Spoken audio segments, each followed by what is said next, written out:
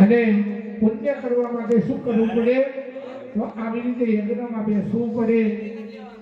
બ્રાહ્મણો, સાધુ સંતો બધાની સેવા કરવી પડે. માતા પિતાની સેવા કરવી પડે. બોલો ખોડિયાર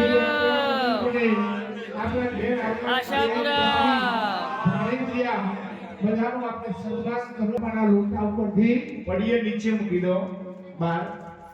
એક તાંબાનો લોટો તમારે બંનેને ફાવે એ રીતે થાળીમાં મૂકી દો.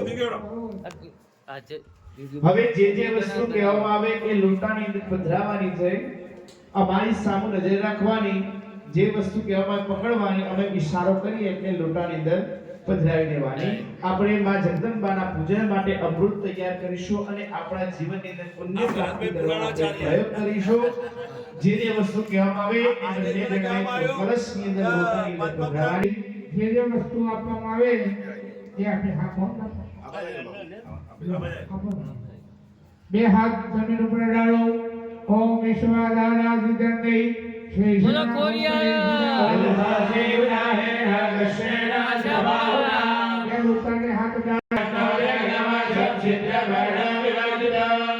ચમચી પાણી પકડી લોટાને જમણો હાથ ડાળવાનો.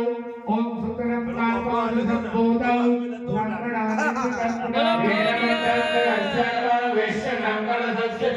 થાળીમાં હળદર આપેલી છે, એમાંથી એક ચપટી ભરી ચમચીને ચપટી ભરી અંદર લેજો. પૂરા માતાજીના પ્રતિષ્ઠા દિવસ નિમિત્તે સુંદર મજાની શોભાયાત્રા નીકળી. નવચંડી મહાયજ્ઞ આચાર્ય શ્રી દેવાંગભાઈ શાસ્ત્રી જેઓ દર વર્ષે પોતાની ભક્તિના રૂપમાં કરાવે છે તેઓ કરાવી રહ્યા છે. બરાબર એ વખતે શ્રી ખોડિયારમાં મંદિરની અંદર છેલ્લા લગભગ 3-4 વર્ષથી અલગ અલગ પુરાણોનું વાંચન થઈ રહ્યું છે. એમાં કચરાજી ઉમજીના દીકરા ભરતજી પોતે ઘેર પુરાણોનું વાંચન કરતા હતા. એમાંથી પોતાના કાર્યક્ષેત્ર એટલે ધંધાના થળા પર બેઠા બેઠા પણ વાંચન કરતા હતા. અને ત્યાં આજુબાજુ બેઠેલા બધા મિત્રોના મનમાં થયું કે ભાઈ કોઈ એવી જગ્યા વંચાય તો સારું થાય. તો એમાંથી પ્રવીણજીએ, એટલે કે આપણે બધા એમને પિલવાઈમાં પૌજી કહીને બોલાવીએ છીએ, પ્રવીણજીએ પોતાની વિદ્યાનો ઉપયોગ કર્યો અને માં ખોડિયારના મંદિરમાં બેસી અને એ સુંદર મજાના અલગ અલગ પુરાણોનું વાંચન શરૂ કર્યું. ગઈકાલે જ પદ્મ પુરાણનું વાંચન પૂરું થયું છે.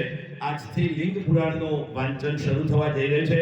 આજે આશાપુરા મંદિર દ્વારા એ સત્સંગમાં બેસતા એ બધા જ ભાઈ શ્રી ભરતજી, પૌજી, અમારા પુંજાજી, બાબુજી, વિક્રમજી અને માં ખોડિયારને લાડ લડાવતા અમારા ભીખાબારથી આ બધાયનું અત્યારે માં આશાપુરા મંદિર દ્વારા સન્માન કરવામાં આવે છે.